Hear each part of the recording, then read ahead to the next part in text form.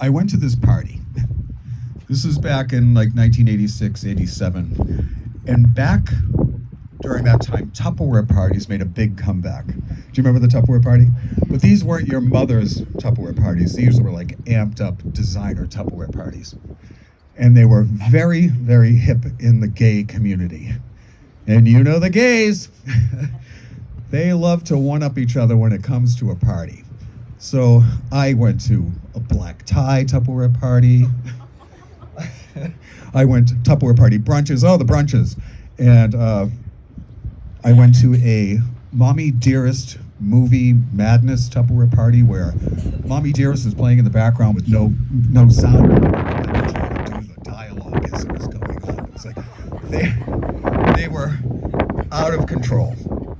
So I got this beautiful invitation in the mail, because you know the gays, to a drag-tastic Tupperware party. Everybody had to dress in drag. And I thought, ooh, this one sounds like fun. So the Tupperware lady had no idea what she was walking into.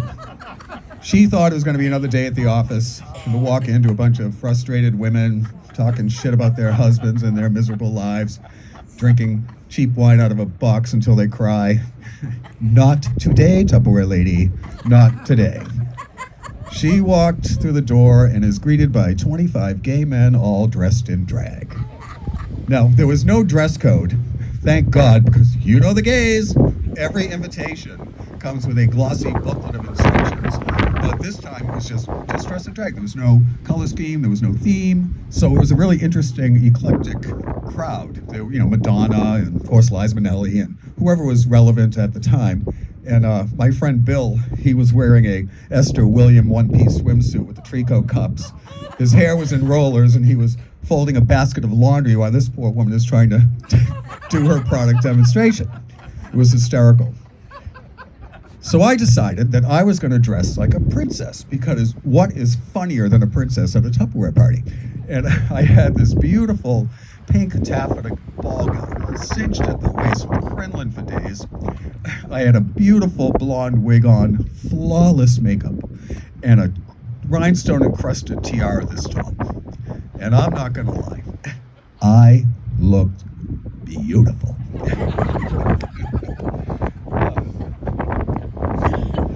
I looked like Jean Benet Ramsey. She had a chance to grow up, but anyway, sorry. Oh, too soon? I'm sorry. Anyway, this poor Tupperware lady, we terrorized her. She is trying to demonstrate how to press and seal and burp the lid to maximize freshness, and we are hurling one inappropriate jab at her after another.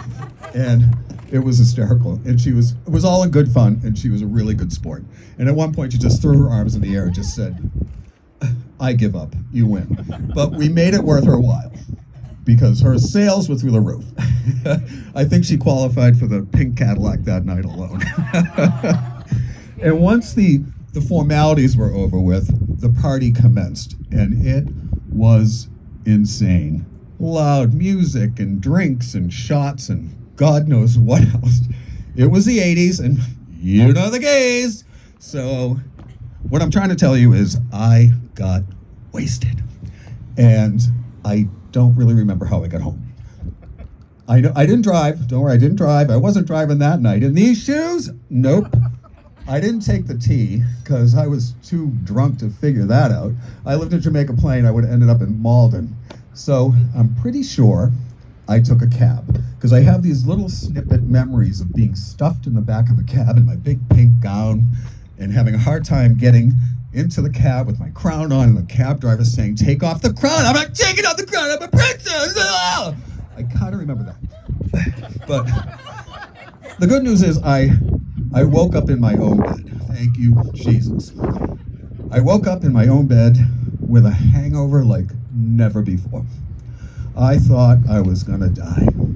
And then my doorbell rings. I look at the clock, it's 9 a.m. Who the hell is ringing my doorbell? And, oh my God, the upholstery guy. I worked with this woman, Maureen, and her brother upholstered reupholstered furniture. And I had this chair that was my grandmother's that I wanted to have reupholstered, and I made an appointment with him to come over, look at the chair, and show me fabric swatches at 9 a.m. Fuck! So I live at the top floor of a 3-decker in Jamaica Plain, and there is no entry system. There is no intercom, no, hi, let me just buzz you in, come on up. There was no buzzing in. I was lucky the doorbell worked. So I had to get up, throw on whatever clothes were on the thing, run down 3 flights of stairs, open the door, greet the upholstery guy, welcome, hi, thanks, and pretend I am not dying a slow and painful death. We go up to my apartment, we're in the living room, I show him the chair, he's showing me fabric swatches, I'm confused and sweating and throwing up in my mouth, and he is going on, droning on about Scotch guarding and fabric durability, and finally I'm like, listen, I mean no disrespect, but I don't give a shit about fabric durability. Nobody's gonna be allowed to sit in this chair anyway, you know the gays, we don't sit in furniture, what is wrong with you? So he goes on for like an hour, and finally, pick out the fabric, come to an agreement, and now I have to help him carry the chair down 3 flights of stairs, down the front stoop, and up 2 blocks on the sidewalk to where his van is parked. That was fun. So I get to the van, load it in. Thank you so much, it was so nice meeting you. I can't wait to see the chair, bye-bye, drives away. Walk back to the house, close the door, thank God that's over with. I'm going back to bed. I go up 3 flights of stairs, I go into the bathroom and look in the mirror, and I'm in full makeup. Oh my God, oh my God, oh my God, oh my God. And trust me when I tell you, my makeup was no longer flawless. Between the pillowcase and my drool, I looked like Tammy Faye Baker went through a car wash. It was like, oh my God. Oh my God, oh my God, I have to see Maureen tomorrow morning. Oh my God, what am I gonna do? If you could die of embarrassment, I would have dropped right there and then.